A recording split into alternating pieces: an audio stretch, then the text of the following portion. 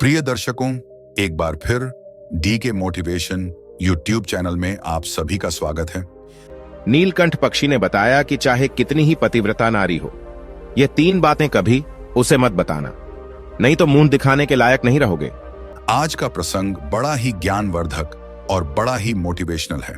अगर आप हमारे चैनल पर नए हैं तो चैनल को सब्सक्राइब करें, वीडियो को लाइक करें। तो चलिए शुरू करते हैं। प्रिय दर्शकों, प्राचीन समय की बात है। एक जंगल से एक सपेरों का झुंड कहीं जा रहा था। सपेरे एक सुनसान जंगल से होकर निकल रहे थे। एक जगह उन्हें घने छायादार वृक्ष नजर आया, तो सपेरे उस वृक्ष की छाया में बैठकर आराम करने लगते थे। इस वृक्ष के पास एक विशाल सांपों की बांधी थी। एक सपेरे ने जान लिया कि हमें कोई सर्प मिल सकता है। सपेरों का तो काम ही होता है सांपों को पकड़ना। अपने साथियों से कहा कि हमें यह बिल खोद कर देखना चाहिए। प्रिय दर्शकों, सपेरों ने आपस में विचार किया और सपेरे उस सांप के बिल को खोदना शुरू कर दिए। उस बिल से एक बहुत ही भयंकर काला नाग निकला। सपेरों ने उस नाग को पकड़ लिया और पकड़कर अपने पिटारे में बंद कर लिया। सभी सपेरे ने उस सर्प को पिटारे में रखकर वहां से चलने लगे। चलते चलते उन सपेरों ने विचार किया कि हम इस नाग का जहर निकाल देते हैं। कुछ दूर आगे चलने पर उन्होंने उस पिटारे को खोल लिया जिसमें वह नाग बंद था। सपेरों ने जब पिटारे को खोलकर देखा तो सभी सपेरे उस पिटारे को देखकर हैरान रह गए। इस पिटारे के अंदर से नाग गायब हो चुका था और उस जहरीले नाग की जगह उस पिटारे में एक बहुत ही सुंदर और कीमती 9 लखा हार रखा हुआ था। उस 9 लखा हार को देखकर सपेरे बड़े प्रसन्न हुए। सभी सपेरे इस बात को सोचकर हैरान थे कि हमने तो एक सर्प पकड़ा था, पर यह हार कहां से आ गया। लेकिन चलो, अच्छा ही है, यह हार तो और भी ज्यादा कीमती है। चलो हम इसे लेकर राजा के पास चलते हैं। राजा इस हार के बदले में हमें मुंह मांगा धन देगा। प्रिय दर्शकों, यही सोचकर सभी सपेरे राजा सूर्य प्रताप के शहर को चल देते हैं। सपेरे राजा के महल में पहुंचते हैं।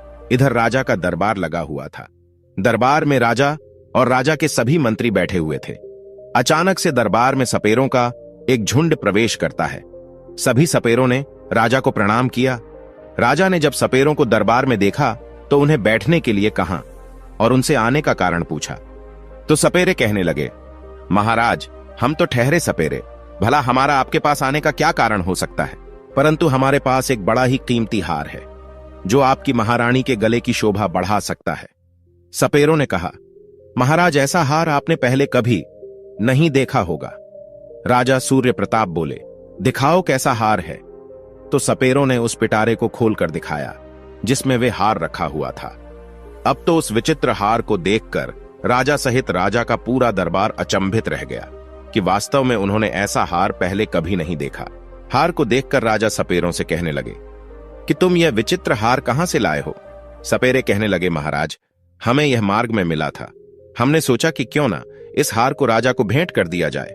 राजा ने कहा, ठीक है, हम तुम्हारी यह भेंट स्वीकार करते हैं। यह हार देखकर हमारी रानी बहुत खुश हो जाएगी।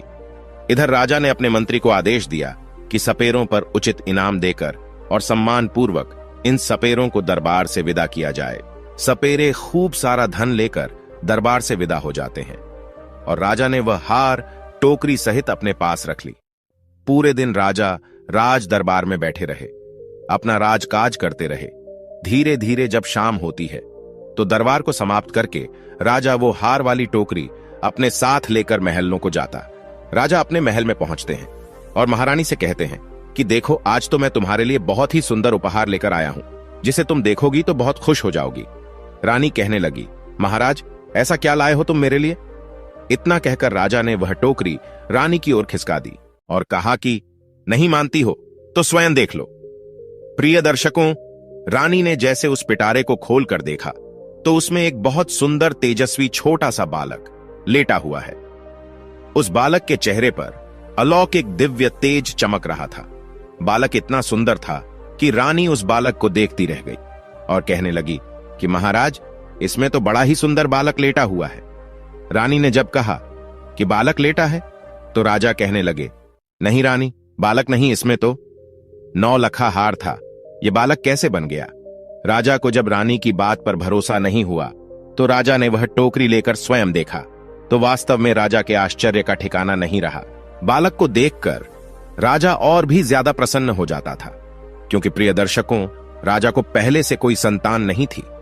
राजा और रानी हर समय संतान के बारे में सोचकर दुखी रहा करते थे। अब तो राजा और रानी दोनों ने विचार किया कि यह पुत्र हमें भगवान ने प्रदान किया है और आज से हम दोनों इसे अपना पुत्र मानकर ही इसका लालन पालन करेंगे। और यह बात किसी को पता भी नहीं है कि राजा ने जो हार खरीदा है वह बालक बन गया है। लेकिन राजा की कुछ दासियां वहां उनका वार्तालाप सुन रही थीं। इधर रानी ने पूछा कि महाराज, बालक तुम्हें किसने दिया है? तो राजा ने बताया कि राज दरबार में सपेरों का एक झुंड आया था। उन्होंने ही हमें एक पिटारी में रखकर नौलखा हार भेंट किया था, परंतु ईश्वर की कृपा से दरबार से महलों को आते आते यह हार से सुंदर पुत्र बन गया।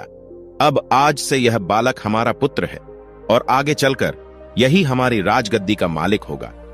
प्रिय दर्शकों, उसी दिन से राजा और रानी उस बालक को अपने पुत्र की तरह पालने लगते हैं। एक दिन राजा ने अपने दरबार में यह घोषणा कर दी कि हमारी रानी के गर्भ से एक सुंदर पुत्र ने जन्म लिया है। यह सब सुनकर राजा की प्रजा ने बड़ी खुशी मनाई। संपूर्ण नगर में उत्सव मनाया गया। राजा और रानी बड़ी प्रसन्न थीं और बड़ी प्रसन्नता पूर्वक उस बालक का लालन पालन हो रहा था। धीरे धीरे वह बालक लड़का बड़ा हो रहा था और जैसे जैसे समय गुजरता गया तो वह लड़का जवान होता चला गया। अब समय आया जब लड़का शादी के योग्य हुआ तो महाराज के मन में विचार आया कि अब मेरे पुत्र का विवाह कर दिया जाए। एक दिन राजा ने अपनी महारानी से कहा कि अब हमारा पुत्र विवाह के योग्य हो गया है और अब इसका सुंदर कन्या से विवाह कर देना चाहिए। राजा का यह प्रस्ताव रानी को भी बहुत पसंद आया।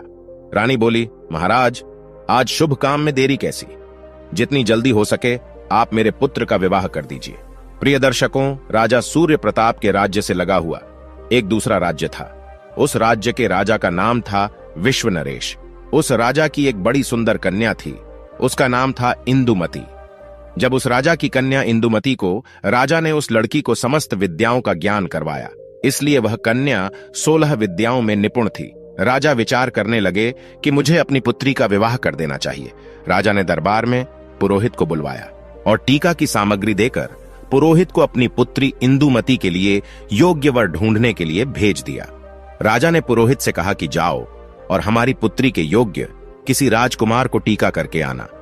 पुरोहित जी राजकुमारी के टीका की सामग्री लेकर दूसरे राज्यों के लिए निकल पड़ते हैं और कई राज्यों में घूमने लगे, लेकिन उन्हें उस पुत्री के समान तेजस्वी और सुंदर राजकुमार नहीं मिला। वो घूमते घूमते परेशान हो गए। अंत में चलते चलते राजा सूर्य प्रताप की नगरी में पहुंच जाते हैं। राजा सूर्य प्रताप का दरबार लगा हुआ था। अचानक से पुरोहित का दरबार में आगमन होता है। राजा सूर्य प्रताप देखते ही समझ जाते हैं कि यह कोई ब्राह्मण है जो किसी राजा की कन्या का रिश्ता लेकर यहां आए हैं। राजा पुरोहित से पूछते हैं कि आप लोग कौन हैं और कहां से आए हैं? पुरोहित बोला, महाराज, मैं राजा विश्व नरेश का पुरोहित हूं और उनकी कन्या इंदुमती का टीका लेकर आए हैं। हमारे राजा की कन्या राजकुमारी इंदुमती बड़ी रूपवान और 16 विद्याओं में पारंगत हैं। हमने सुना है कि आपका राजकुमार भी विवाह के योग्य है।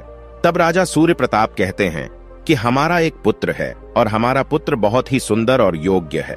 लेकिन राजा सूर्य प्रताप को यह ज्ञात नहीं था कि उनका जो पुत्र है वह एक नाग है। राजा ने अपने पुत्र को जब पुरोहित को दिखाया तो पुरोहित राजकुमार को देखते ही प्रसन्न हो गए और उनको राजकुमार पसंद आ गया और वे राजकुमारी इंदुमती का विवाह पक्का करके अपने राज्य को लौट जाते हैं। प्रिय दर्शकों, धीरे धीरे समय गुजरा।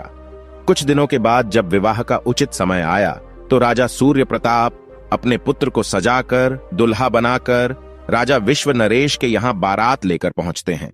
वहां पहुंचते ही राजा विश्व नरेश उनका खूब अच्छे से स्वागत सत्कार करते हैं और अपनी पुत्री का विवाह राजकुमार के साथ कर देते हैं। इस प्रकार अपने पुत्र का विवाह करके राजा सूर्य प्रताप वापस अपनी राजधानी को लौट आते हैं। अब धीरे धीरे और समय बीता। एक दिन रानी ने राजा से कहा कि महाराज, अब हमें राज्य की बागडोर हमारे पुत्र के हाथों में सौंप देनी चाहिए, जिससे पुत्र को भी राज चलाने का अनुभव प्राप्त हो। उसी दिन महाराज सूर्य प्रताप ने अपने पुत्र को युवराज घोषित कर दिया। अब तो राजा सूर्य प्रताप निश्चिंत होकर के रहने लगे। राजकुमार बड़े ही अच्छे ढंग से राज्य का संचालन करने लगे। प्रिय दर्शकों, एक दिन की बात है, राजकुमारी इंदुमती अपनी दासियों से बातचीत कर रही थी। राजकुमारी की दासी राजकुमारी से कह रही थी कि महारानी, मैं आपसे एक बात कहूं, तुम्हारा यह पति राजकुमार जो है, इनको तुम पूछना कि तुम्हारे माता पिता कौन हैं। दासी की बात सुनकर इंदुमती को बड़ा आश्चर्य हुआ। रानी इंदुमती कहने लगी कि यह तुम क्या कह रही हो? क्या हमारे पति राजकुमार महाराज सूर्य प्रताप के पुत्र नहीं हैं? तब दासी कहती है, नहीं राजकुमारी, तुम बड़ी भूल कर रही हो, यह उनका पुत्र नहीं है। मैं इतना तो नहीं जानती कि राजकुमार के वास्तविक माता पिता कौन हैं, पर इतना अवश्य जानती हूं कि राजकुमार महाराज सूर्य प्रताप के पुत्र नहीं है। आप स्वयं अपने पति से पूछ लेना।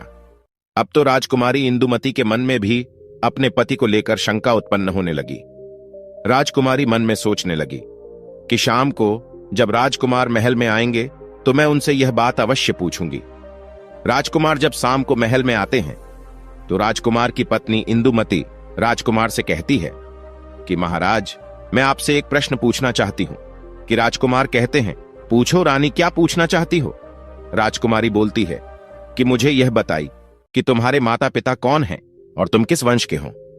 यह बात सुनकर के राजकुमार कहने लगा, रानी, क्या तुम्हारी मति मारी गई है? महाराज सूर्य प्रताप और महारानी मेरे माता पिता है। तब इंदुमती बोली कि नहीं महाराज, आज आप मुझसे कुछ छुपा रहे हैं।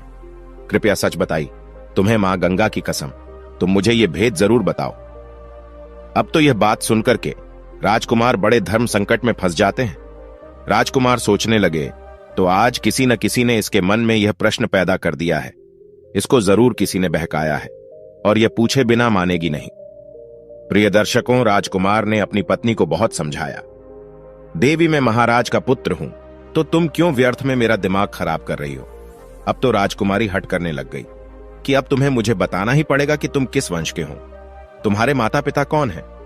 अब तो राजकुमार सोचने लगा कि लगता है मुझे इसको बताना ही पड़ेगा, यह पूछे बिना मानेगी नहीं। राजकुमार बार बार अपनी पत्नी से कहता है कि मान जाओ, अभी भी समय है, तुम मुझसे यह बात मत पूछो वरना बहुत पछताओगी। लेकिन राजकुमारी तो मानो जिद ही कर बैठी, कहने लगी, नहीं बताओगे नहीं तो भोजन ग्रहण नहीं करूंगी। मैं समझूंगी कि तुम मुझसे झूठा प्रेम करते हो। यह बात सुनकर राजा का पुत्र कहने लगा, ठीक है, नहीं मानते हो तो ठीक है, मैं तुम्हें यह बात बताऊंगा, पर यहां नहीं, हम कल महलों से बाहर वन विहार के लिए चलेंगे और वहां चलकर मैं तुम्हें सब कुछ बता दूंगा। अब तो रथ सजाया गया, उसमें राजकुमार और राजा की पत्नी इंदुमती दोनों बैठ जाते हैं और वन विहार करने का बहाना करके दोनों महलों से निकल जाते हैं और एक नदी के किनारे आ जाते हैं। नदी को देखकर राजकुमारी इंदुमती कहने लगी कि महाराज, आप मुझे इस नदी के पास लेकर क्यों आए? क्या इस नदी से तुम्हारा कोई संबंध है? तब राजकुमार कहता है, मैं फिर तुमसे कहता हूं कि मान जाओ और मुझसे मेरे वंश के बारे में मत पूछो, वरना तुम्हें बहुत पछताना पड़ेगा। मगर प्रिय दर्शकों, किसी ने सच कहा है, बाल हठ और प्रिया हठ ये बड़े बुरे हठ होते हैं। राजकुमार के समझाने पर भी राजकुमारी नहीं मानी और कहने लगी, नहीं महाराज, मुझे यह जरूर बताओ कि तुम्हारे माता पिता कौन हैं और तुम किस वंश के हो। राजकुमारी इंदुमती जब नहीं मानती तो राजकुमार उस नदी में नीचे उतर जाता और कमर तक के जल में पहुंच होता है तो कहने लगता है कि रानी, अभी भी समय है, तुम मुझसे यह बात मत पूछो, अभी कुछ बिगड़ा नहीं है। लेकिन राजकुमारी कहने लगी, चाहे कुछ भी हो जाए, लेकिन वह यह बात पूछ कर ही मानूंगी। इस प्रकार राजकुमार नदी के और गहरे जल में उतर जाता है। जब छाती तक जल में पहुंच जाता है तो राजकुमार फिर रानी को समझाकर बोला कि रानी मान जाओ, आपका पूछना मुझे आपसे दूर कर सकता है। राजकुमारी बोली, चाहे कुछ हो जाए, आप इस भेद को मेरे सामने जरूर रखोगे। जब राजकुमार और आगे बढ़ा और जब अपने मुख के बराबर जल में आया तो कहने लगा, रानी, अभी तेरे पास समय है, यह जानने की कोशिश मत करो कि मैं कौन हूं। परंतु रानी नहीं मानी। प्रिय दर्शकों, फिर क्या होता है, राजकुमार ने अपना असली नाग का रूप धारण कर लिया और नदी के जल के ऊपर अपना फन दिखाने लगा और अपना फन दिखाने के बाद वे नदी के अंदर समा गया और फिर निकलकर बाहर नहीं आया। राजकुमारी इंदुमती ने राजकुमार को खोजने की बहुत कोशिश की, मगर राजकुमार का कहीं पता नहीं चला। जब काफी देर हो गई और राजकुमार नहीं लौटा तो राजकुमारी इंदुमती घबरा गई, क्योंकि अब उसका पति नाग बनकर कहीं चला गया। इंदुमती ने वहां उसे खोजने की बहुत कोशिश की, बहुत प्रतीक्षा की, लेकिन वह नहीं मिला। अब तो इंदुमती अपने रथ को लेकर के अपने सारथी से कहती है कि चलो महलों को चलो और महाराज को सूचित करो कि उनके पुत्र नदी में डूब गए हैं। सारथी ने जाकर महाराज सूर्य प्रताप को यह खबर दी कि महाराज आपके पुत्र राजकुमार नदी में विलुप्त हो गए हैं। यह सब सुनकर राजा को बड़ा दुख होता है। राजा अपने सैनिकों को आदेश देते हैं कि जाओ नदी के जल को खंगालो और राजकुमार की लाश को तलाश करो। राजा के सैनिक रानी इंदुमती महाराज और महारानी के साथ उस नदी पर पहुंचते हैं। नदी में जगह जगह जाल डलवाए गए, लेकिन कोई सफलता नहीं मिली। नदी में कई गोताखोरों ने राजकुमार की लाश की तलाश की, मगर कुछ हाथ नहीं लगा। अब तो उदास होकर के राजा और रानी और राजकुमारी इंदुमती वापस अपने महलों को लौट आते हैं। राजा सूर्य प्रताप तो वृद्ध हो चुके थे और पुत्र का दुख उनके ऊपर और आ गया। राजा के मन में तो यही था कि नदी में डूब करके उनका पुत्र मर गया है। महारानी इंदुमती भी बड़ी दुखी रहने लगी और मन में अपने आप को कोसने लगी कि मैंने बहुत बुरा किया। मेरे इन्हीं कर्मों के कारण आज मेरा पति मुझसे दूर चला गया है। यदि मैं उनसे उनके वंश के बारे में पूछने की जिद ना करती तो शायद मेरा पति मुझसे दूर नहीं रहता। लेकिन राजकुमारी इंदुमती बड़ी विद्वान थी, 16 विद्याओं में निपुण थी। काफी सोच विचार के बाद उसे एक तरकीब सूझती है। राजकुमारी ने अपने संपूर्ण नगर में यह घोषणा करवा दी कि कोई भी व्यक्ति उसे कोई नई बात सुनाएगा तो उसके बदले में उनको उचित इनाम दिया जाएगा। चाहे कोई आप बीती हो या फिर प्राचीन घटना से संबंधित कोई भी कहानी हो या कथा हो, जो कुछ भी जो कोई सुनाएगा उसको उचित इनाम दिया जाएगा। प्रिय दर्शकों, अब तो रानी इंदुमती रोज कथा सुनती। रानी इंदुमती के पास कथा सुनाने वालों की भीड़ लगी रहती थी। कोई रामायण की कथा सुना रहा है, कोई किसी राजा का इतिहास सुनाता था। अब तो राजकुमारी इंदुमती का यही काम था। वे सुबह से लेकर शाम तक नई नई कहानियों को सुनती रहती थीं। प्रिय दर्शकों, इस प्रकार कुछ समय निकला। एक दिन क्या हुआ कि उसी राज्य का एक बूढ़ा आदमी पास के ही एक जंगल से गुजर रहा था। उस बूढ़े आदमी को उस जंगल को पार करते करते जंगल में ही रात्रि हो गई। जब रात्रि हो गई तो वह मन में सोचने लगा, अब रात में आगे चलना ठीक नहीं है, क्योंकि जंगल में आगे हिंसक पशु भी मिल सकते हैं। यही सोच करके बूढ़ा आदमी उस जंगल में एक पीपल के पेड़ के ऊपर चढ़कर बैठ जाता है। रात्रि का समय था। वृद्ध व्यक्ति को डर के मारे नींद नहीं आ रही थी। इधर जब रात के 12 बजे का समय होता है तो उसने देखा कि बाहर एक झाड़ू लगाने वाला आया और पूरे जंगल में उसने झाड़ू लगा दी। फिर उसने देखा कि पानी का छिड़काव करने वाला आया, उसने भी हर जगह पानी का छिड़काव कर दिया। उसके बाद वहां पर कुर्सियां लगनी शुरू हो गईं। फिर एक सिंहासन आता है। बूढ़ा आदमी पीपल के पेड़ पर बैठा यह सब देख रहा था। उसने देखा कि वहां पर सभा होने लगी। वह बूढ़ा व्यक्ति बहुत घबरा रहा था और मन में सोच रहा था कि यह सब क्या हो रहा है और ये लोग कौन हैं और आज क्या यह मुझे जिंदा छोड़ेंगे या नहीं। वहां एक से बढ़कर एक विचित्र अतिथि आने शुरू हो गए। वह विचित्र इसलिए भी क्योंकि उनका आधा शरीर सर्प का था और आधा शरीर मनुष्य का था। दिव्य शरीर वाले नाग देखने में बड़े भयंकर लग रहे थे। उनका दरबार वहां सज रहा था और जब सभी लोग वहां आ गए तो वहां 2 सिंहासन और भी थे और दोनों सिंहासन पर कुछ देर बाद नागों के राजा और उनके पुत्र युवराज दोनों वहां आकर बैठ जाते। संपूर्ण दरबार में उनका बड़ा स्वागत किया गया। उनके बीच चर्चा होनी थी। वहां चर्चाएं हो रही थीं और जो राजकुमार था उस नागराज का पुत्र चुपचाप नीचे गर्दन किए हुए बैठा था। उस दरबार में इस बात की चर्चा हो रही थी कि राजकुमार का विवाह किया जाए। विवाह के संबंध में चर्चाएं चल रही हैं। अब राजकुमार के विवाह का नाम आया। उसने नीचे गर्दन कर ली और वह बड़ा उदास हो जाता है। कुछ समय तक उनकी चर्चाएं चलती रहीं और इधर वे वृद्ध आदमी भी उस पीपल के पेड़ पर बैठा हुआ उनकी सभी बातों को सुन रहा था और वे मन ही मन सोचने लगा कि यहाँ किस बात की चर्चा हो रही है और ये कौन लोग हैं। लगता है आज मैं इनसे जीवित बच पाऊंगा या नहीं। डर के कारण मैं उस वृक्ष की एक डाली पर चिपका हुआ लेटा रहता था। इधर 3-4 घंटे के बाद दरबार वहां से भंग होता है।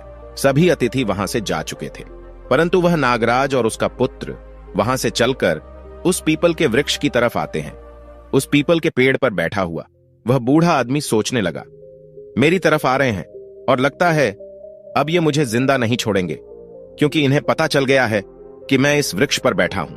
यह सोचकर मैं बूढ़ा व्यक्ति घबरा जाता, परंतु उस नाग ने क्या किया या उस पीपल की जड़ में बैठकर कुछ देर रोया और अपनी रानी इंदुमती को याद किया।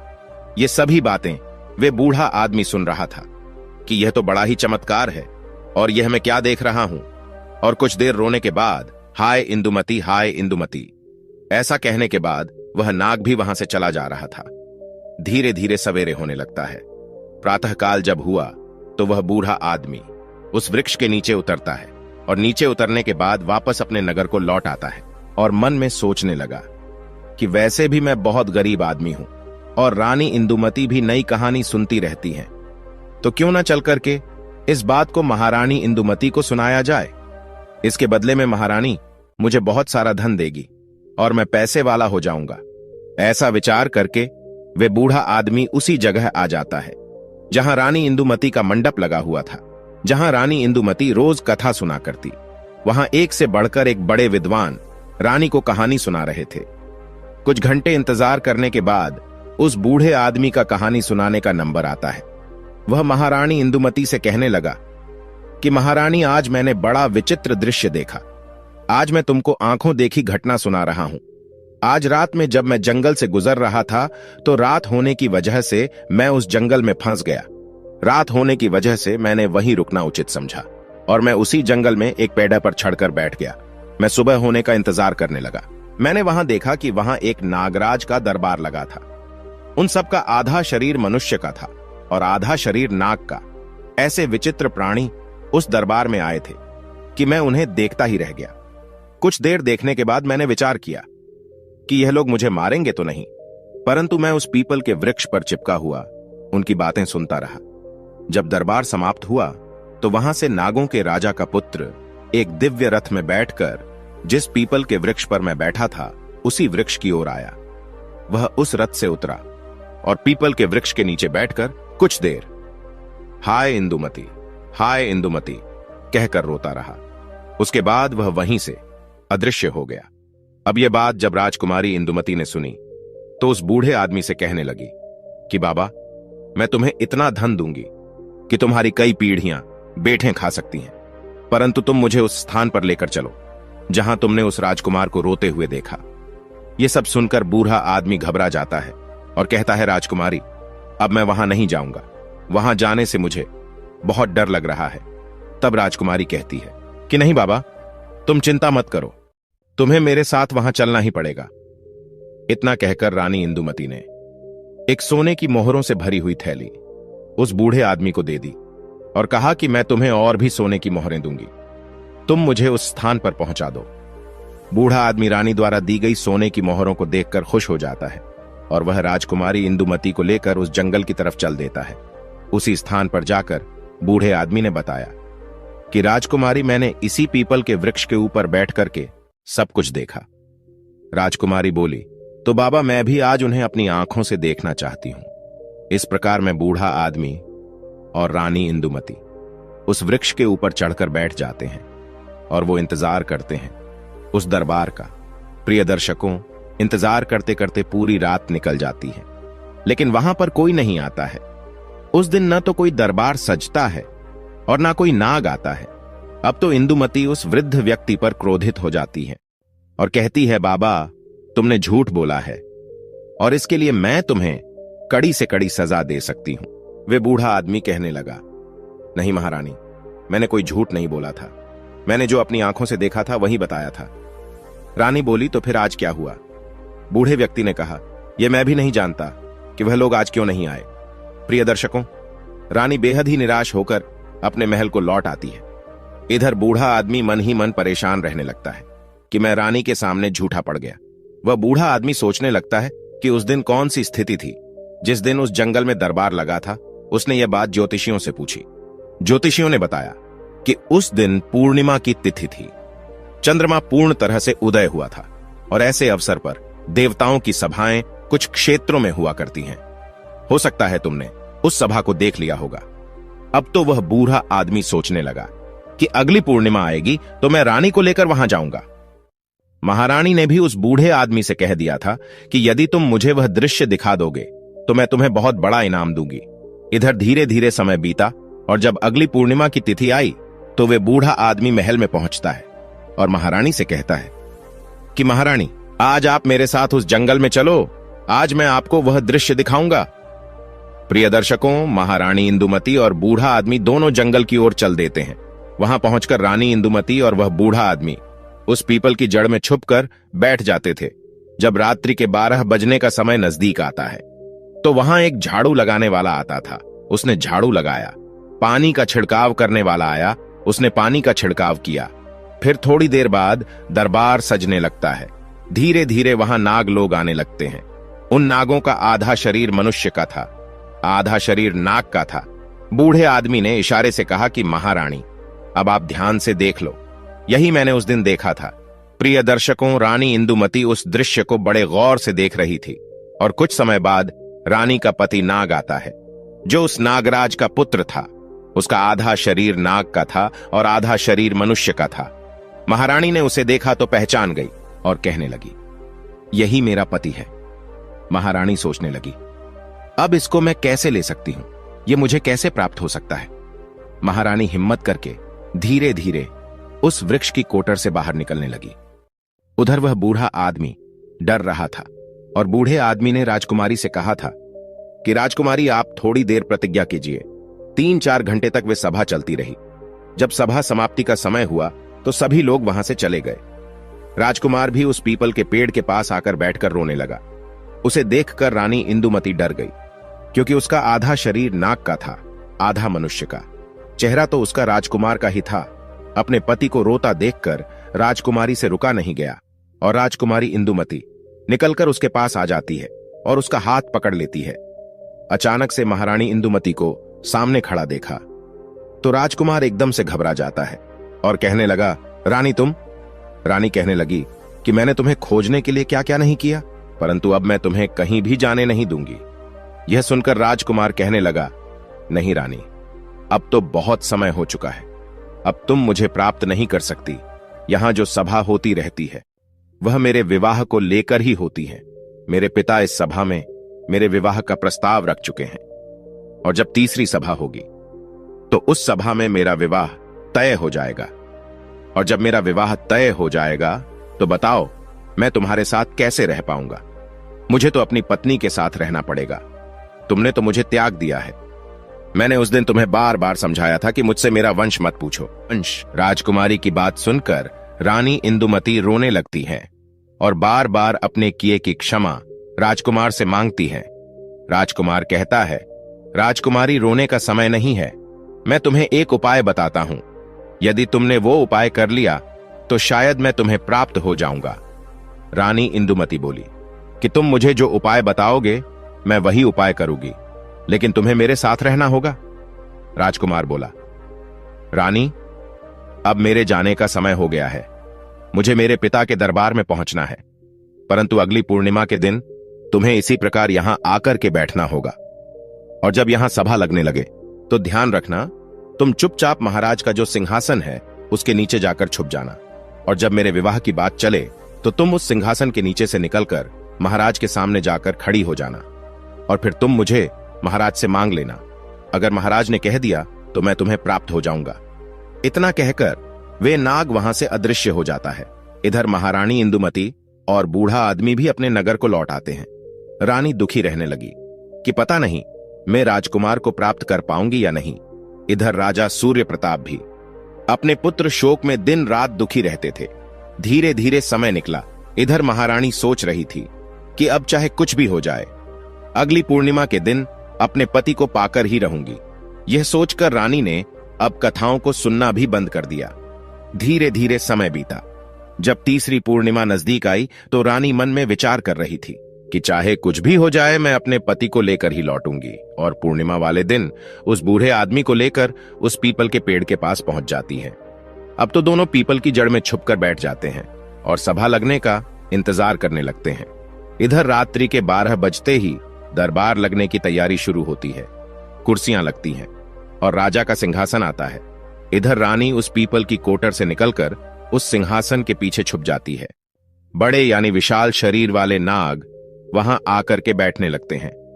कुछ देर के बाद राजकुमार का पिता, जो नागों का राजा था, वह भी आ जाता है। राजकुमार भी वहीं आकर बैठ जाता है। दरबार शुरू होता है। अब तो वहां बैठकर उनमें आपस में चर्चाएं होने लगती हैं। कुछ समय के पश्चात राजकुमार के विवाह की चर्चा आरंभ होती है। अब राजकुमार के विवाह की जब बात चली तो राजकुमारी इंदुमती को मौका मिल गया और वे सिंहासन के नीचे से निकलकर राजा के सामने हाथ जोड़कर खड़ी हो गई। अचानक से एक स्त्री को वहां पर आया देखकर सभी सभा हड़बड़ा जाती है। तुम कौन हो और यहां इस सुनसान जंगल में मध्य रात्रि के समय तुम यहां क्यों आई हो? क्या तुम्हें मृत्यु का डर भी नहीं? जानती हो कि हम नाग लोग हैं और नाग लोग कितने जहरीले होते हैं, ये तुम्हें नहीं छोड़ेंगे। यह बात सुनकर के इंदुमती कहने लगी कि महाराज, मुझे डर किस बात का? मैं तो तुम्हारी पुत्र वधू बनूंगी। तुम्हारे राजकुमार मेरे पति हैं और आप ना मानो तो उनसे ही पूछ लो, इनके साथ मेरा विवाह हुआ है। जब महाराज ने अपने राजकुमार से पूछा कि राजकुमार यह कौन है, तो राजकुमार ने पूरी कहानी अपने पिता को कह सुनाई और कहा, पिताजी, एक दिन मुझे कुछ सपेरों ने पकड़ लिया और पकड़कर पिटारी में रखकर मुझे ले जाने लगे तो मैंने अपने बचने के लिए उस पिटारे के अंदर 9 लखा हार का रूप बना लिया। उन सपेरों ने 9 लखा हार महाराज सूर्य प्रताप के यहां दे दिया। मैंने सोचा राजा सूर्य प्रताप कोई का पुत्र नहीं है, राजा की कोई संतान नहीं है, तो मैं राजा के यहां मैं पुत्र बन जाता हूं। मेरी माया से पुत्र बन गया और कई साल महाराज के यहां रहता रहा, राज्य महलों का सुख भोगता रहा। महाराज ने अपने पुत्र की तरह मेरा पालन किया और इसी सुंदरी के साथ मेरा विवाह संपन्न करा दिया। परंतु एक दिन जिद करके सुंदरी ने मुझे मेरे वंश के बारे में पूछा कि तुम किस वंश के हो। मैंने इसे बहुत समझाया परंतु यह नहीं मानी, और जब नहीं मानी तो मैं जहां मेरा स्थान था वहां इन्हें लेकर गया और वहां पहुंचकर मैं अपने वास्तविक स्वरूप में आ गया और मैं अपने परिवार के पास चला आया। यह बात महाराज ने जब सुनी तो नागराज कहने लगा कि देवी, क्या यह सच कह रहा है? महाराज, ऐसा ही कुछ हुआ है। मेरा विवाह इन्हीं के साथ हुआ था, जबकि पहले इनका पूरा शरीर मनुष्य का था। इंदुमती की बात सुनकर नागराज ने अपने पुत्र को फटकार लगाई कि पहले तो तुमने हमारी परंपरा के खिलाफ जाकर पृथ्वी लोक पर विवाह किया और फिर उनके बाद तुम इस स्त्री को छोड़कर हमारे पास वापस आ गए। तुमने यह अपराध किया है। अब मैं तुम्हें श्राप देता हूं कि जब तक यह स्त्री जीवित रहेगी तब तक तुम पृथ्वी लोक पर रहकर इनका साथ दोगे। इसे छोड़ नहीं सकते। इसे अपनी पत्नी के रूप में रखना होगा और जिस राजा के तुम पुत्र बने थे उस राजा का राज्य भी तुम्हें ही संचालित करना होगा। उस राजा की सेवा करनी होगी। जब तक यहां का कार्यकाल समाप्त नहीं हो जाता तब तक तुम हमारे साथ हमारे पास नागलोक में नहीं लौट पाओगे। मैं अब तुम्हारा विवाह नहीं होगा। प्रिय दर्शकों, नागराज ने इंदुमती को उसका पति प्रदान कर दिया। राजकुमार अब अपने पहले वाले स्वरूप में आ गया। उसके बाद रानी इंदुमती और राजकुमार ने नागराज से अपने पिता से सर झुकाकर आशीर्वाद ले लिया और अपनी पत्नी के साथ विदा लेकर वहां से चला आया।